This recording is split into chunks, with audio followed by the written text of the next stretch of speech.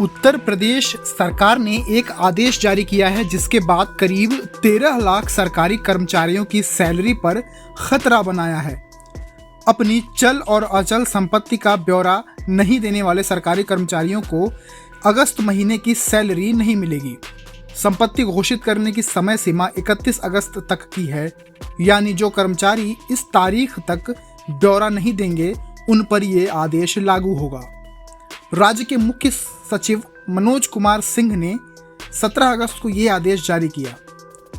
यह आदेश पिछले साल अगस्त महीने में जारी हुए आदेश का ही फॉलो अप है।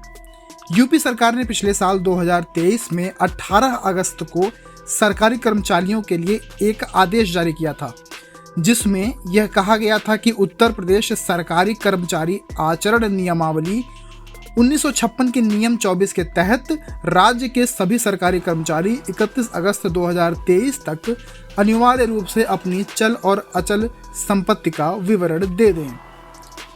तब आदेश में यह भी था कि ऐसा नहीं करने वाले कर्मचारियों का प्रमोशन नहीं किया जाएगा।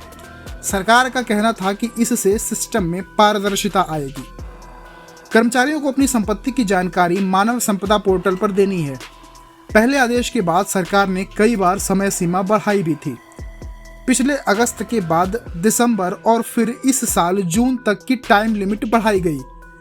6 जून को राज्य सरकार ने समय सीमा 30 जून तक बढ़ाते हुए कहा कि संपत्ति की जानकारी नहीं देने वालों के खिलाफ उत्तर प्रदेश सरकारी सेवक अनुशासन और अपील नियमावली 1999 के तहत अनुशासनात्मक कार्रवाई की जाएगी। लेकिन इसके बाद एक बार फिर डेडलाइन 31 जुलाई की कर दी गई। इतने डेडलाइन बढ़ाने के बावजूद कुल 26% कर्मचारियों ने ही आदेश का पालन किया है। आंकड़ों पर गौर फरमाएं तो उत्तर प्रदेश में 17,88,429 सरकारी कर्मचारी हैं। इसमें से केवल 26% ने ही चल और अचल संपत्ति का ब्यौरा दिया है। इसका मतलब है कि कैलकुलेशन के हिसाब से 13 लाख से अधिक कर्मचारियों ने अभी तक डिटेल नहीं दी है। अब सरकार ने 17 अगस्त के आदेश में कहा है कि स्पष्ट निर्देशों के बावजूद संपत्ति का विवरण नहीं देने वाले कर्मचारियों की संख्या काफी कम है।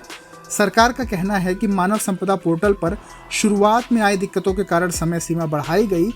मुख्य सचिव ने अपने आदेश में कहा है कि 31 अगस्त तक जानकारी नहीं देने वालों की सैलरी काट दी जाएगी। ये आदेश सभी विभागों और जिलाधिकारियों को भेज दिया गया है। हालांकि यूपी में ऐसा आदेश पहली बार नहीं आया है। हमारे सहयोगी अखबार इकोनॉमिक टाइम्स की एक रिपोर्ट बताती है कि राज्य सरकार ने इस तरह का आदेश साल 2010 में भी दिया था, जब सूबे में मायावती की सरकार थी। लेकिन कई अधिकारियों और कर्मचारियों ने इसका उल्लंघन किया।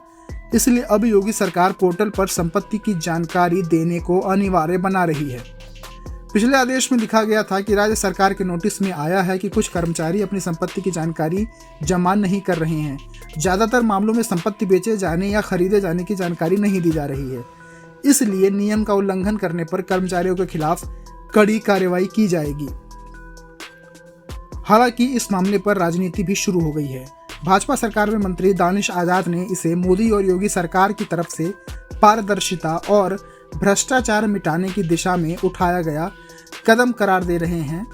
तो वहीं सपा ने योगी सरकार पर हमला बोलते हुए कहा है कि सियासी पकड़ कमजोर पड़ता देख राजनीति से प्रेरित होकर ऐसा कदम उठाया गया है, वरना यह आदेश 2017 में भी लाया जा सकता था।